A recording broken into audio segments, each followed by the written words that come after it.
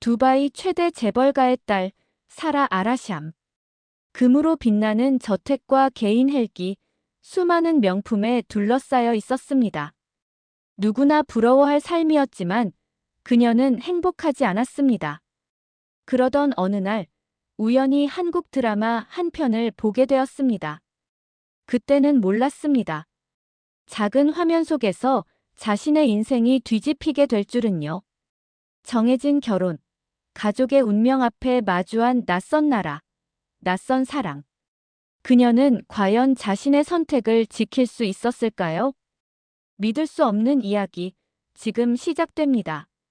안녕하세요. 저는 아랍에미리트 두바이에서 태어나고 자란 사라 아라샴이라고 합니다. 제 이름을 처음 들으셨을지도 모르겠네요. 하지만 두바이에선 조금 유명한 집안의 딸이에요. 저희 아버지는 두바이에서 가장 큰 건설회사를 운영하고 계십니다. 어릴 적부터 사람들은 저를 공주님이라고 불렀죠. 금으로 장식된 저택, 집 안에 개인 엘리베이터, 전용 헬기, 세계 각국의 명품. 남들이라면 꿈꾸기조차 어려운 것들을 저는 당연하게 누리며 자랐습니다. 하지만 그 화려함 속에서 저는 늘 무언가 허전했어요. 사람들이 부러워하는 그 삶이 저에겐 감옥 같았거든요. 아버지는 언제나 이렇게 말씀하셨습니다. 너의 인생은 이미 정해져 있다. 우리 가문과 회사를 위해 최고의 동맹을 맺어야 한다. 저에게 주어진 운명은 정략 결혼이었어요. 사랑이나 자유는 사치라고 여겨졌습니다. 그저 아버지의 사업에 도움이 되는 결혼 상대를 만나고 가문의 이름을 이어가야 한다는 사명만이 주어졌죠. 저는 그렇게 28년을 살았습니다.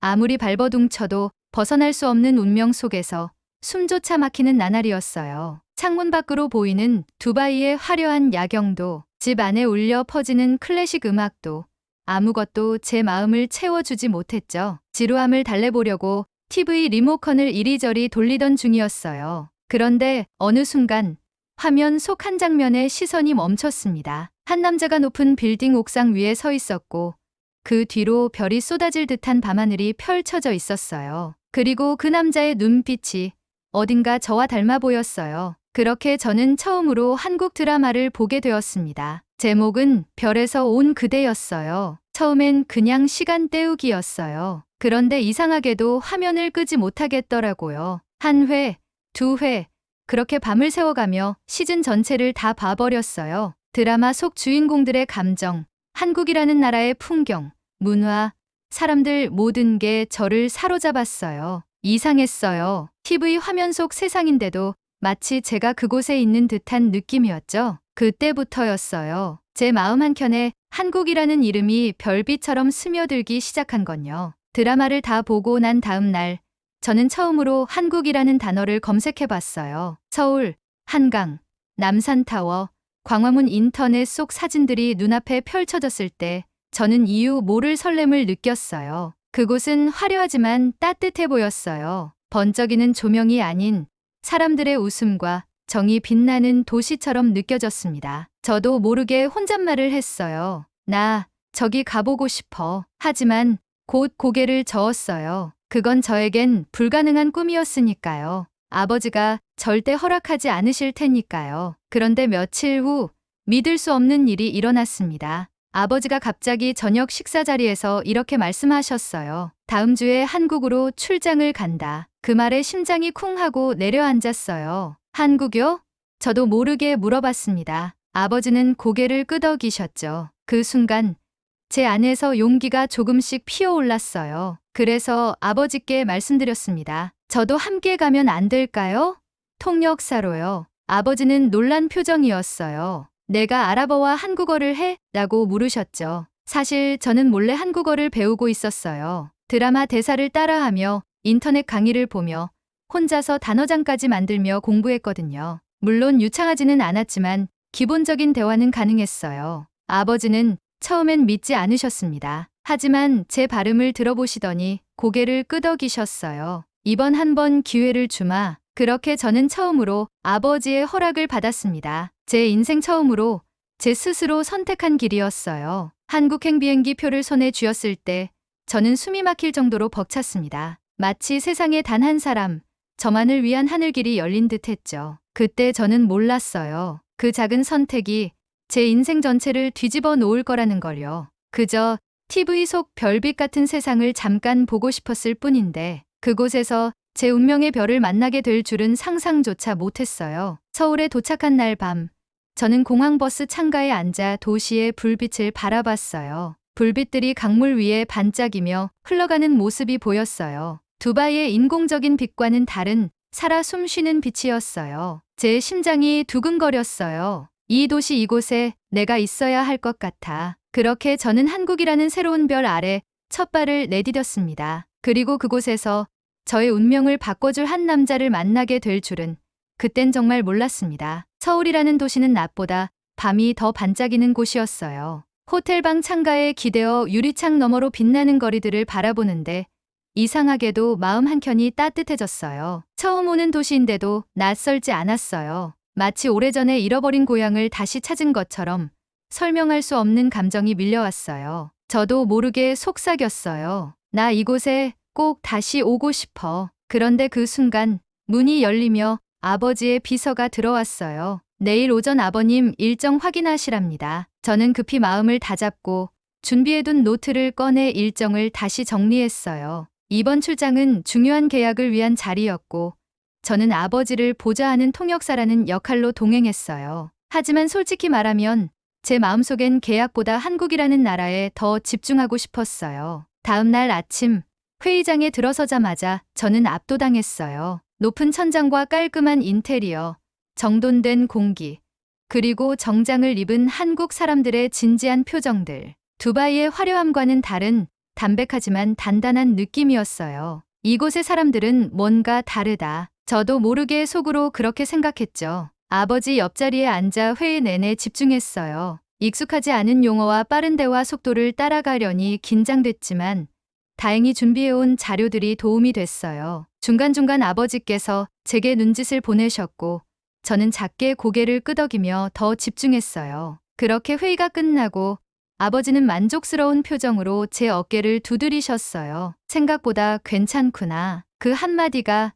제겐 처음으로 인정받는 기분이었어요. 뭔가 마음이 벅차올랐어요. 이 도시 나를 더 단단하게 만들어주는 것 같아. 마음속으로 그렇게 되뇌었어요. 점심 식사는 한국 측 관계자들과 함께였어요. 커다란 테이블 위에 수많은 반찬이 나열됐고 익숙하지 않은 음식들이 눈앞에 펼쳐졌어요. 저는 조심스레 젓가락을 들어 김치를 집어봤어요. 한 입 베어 물자 맵고 짭조름한 맛이 입안 가득 퍼졌어요. 그런데 신기하게도 그 매운맛이 불편하지 않았어요. 오히려 어릴 적 집에서 어머니께 몰래 먹었던 매운 고추 맛이 떠올랐어요. 이거 뭔가 익숙해. 혼잣말을 하자 제 옆에 앉아있던 남자가 웃으며 말했어요. 처음 드시는데도 잘 드시네요. 그 순간 저는 그 남자에게 시선이 멈췄어요. 깔끔하게 정리된 검은 머리카락, 차분한 눈빛, 부드러운 미소. 그는 한국 측 통역사였어요. 김도윤입니다. 앞으로 일정 동안 잘 부탁드립니다. 부드러운 목소리가 제 귀에 잔잔하게 울렸어요. 저는 조금 당황했지만 미소 지으며 고개를 숙였어요. 저도 잘 부탁드립니다. 그 인사가 끝나자마자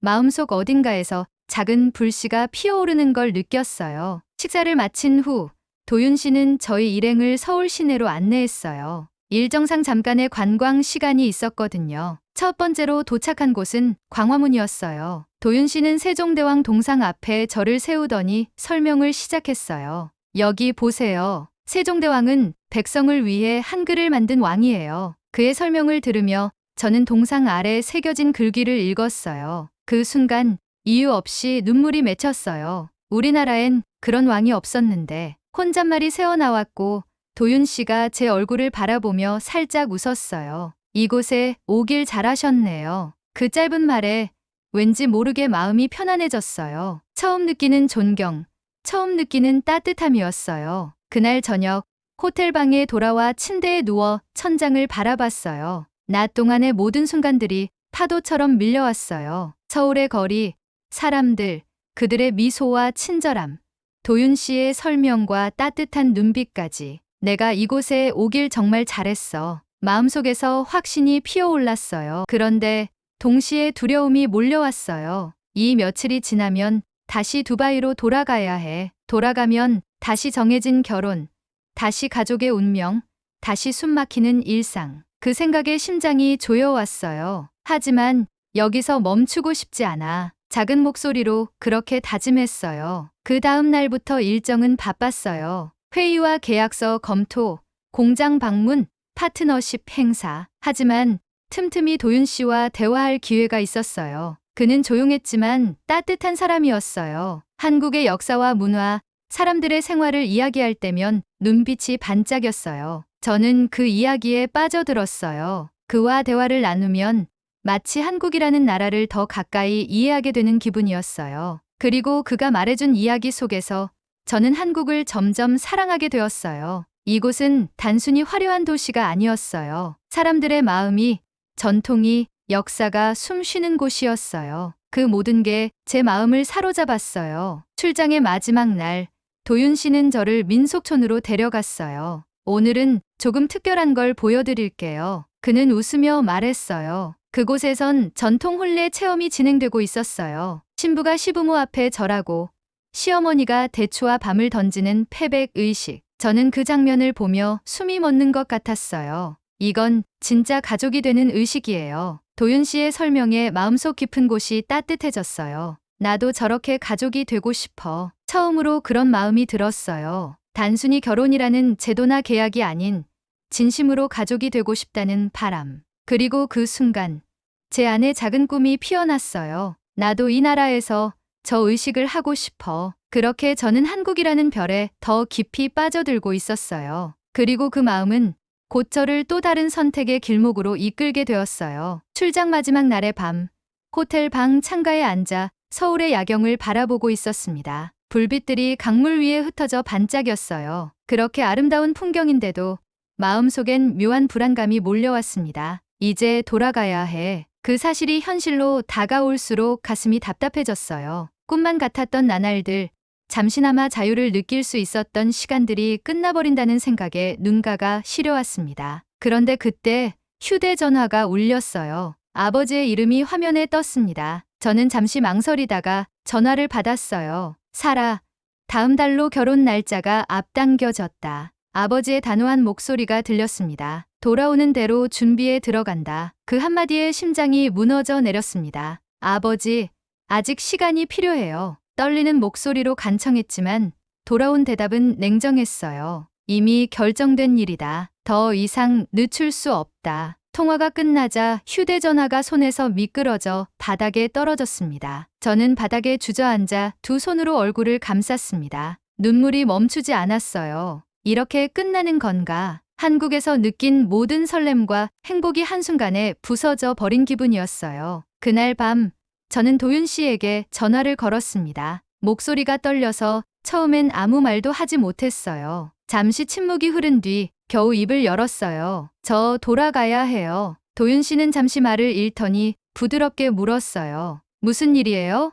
저는 숨을 고르며 천천히 이야기했습니다. 정해진 결혼, 가족의 기대, 벗어날 수 없는 운명. 그 모든 무게를 처음으로 그에게 털어놓았어요. 돌아가면 사랑 없는 결혼이 기다리고 있어요. 다시 그 감옥 같은 삶으로 돌아가야 해요. 목소리가 점점 흐려졌습니다. 도윤 씨는 한참을 조용히 듣고 있다가 낮고 단단한 목소리로 말했어요. 사라 씨, 도망치지 마세요. 당신의 삶이에요. 당신이 선택할 수 있어요. 그 말에 다시 눈물이 쏟아졌어요. 선택 그 단어가 저에겐 너무 먼 이야기 같았어요. 하지만 그 말을 듣는 순간 마음속 어딘가에 작은 용기가 생기는 걸 느꼈습니다. 다음 날 아침 호텔 로비로 내려가려는데 낯익은 얼굴이 눈에 들어왔습니다. 아버지의 보안 요원 카림이 서 있었습니다. 그는 무표정한 얼굴로 다가와 말했어요. 아버님께서 오늘 저녁 호텔 로비에서 만나자고 하셨습니다. 그 말에 심장이 철렁 내려앉았어요.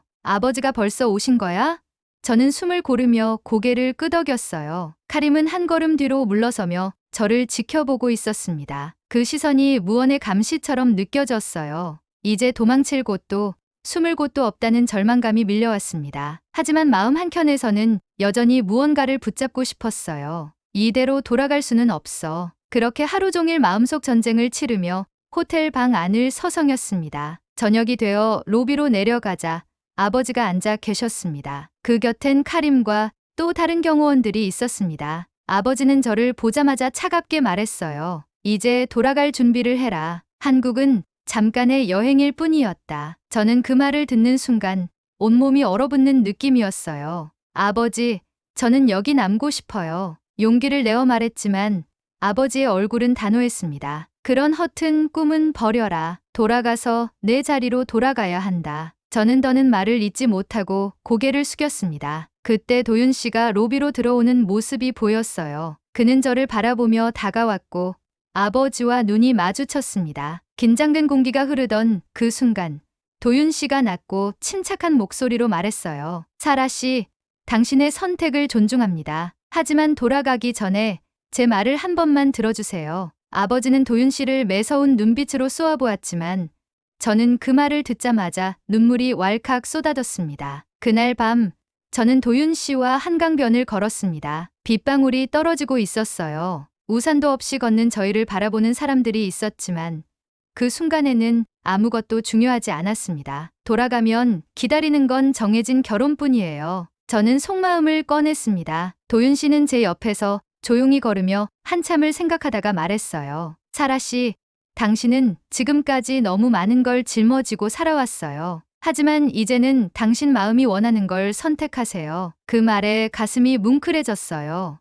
선택. 그 단어가 마음속 깊이 울렸습니다. 다음 날 아침, 공항으로 향하는 차 안에서 저는 창밖을 바라봤습니다. 서울의 거리들이 하나씩 멀어져 갔어요. 정말 이걸로 끝인 걸까? 마음속에서 계속 같은 질문이 맴돌았어요. 공항에 도착해 출국 심사를 마치고 탑승 게이트 앞에 섰습니다. 비행기 탑승까지 1시간 남았다는 안내방송이 울렸어요. 그 순간 저 멀리에서 도윤 씨가 달려오는 모습이 보였어요. 숨이 찬 얼굴로 저에게 다가와 무릎을 꿇더니 작은 반지를 꺼내 보였어요. 사라 씨, 내 곁에 남아줘요. 그의 목소리는 떨렸지만 그 눈빛만큼은 단단했습니다. 저는 그 자리에 얼어붙은 듯 서 있었어요. 이건 꿈이야? 아니면 현실이야?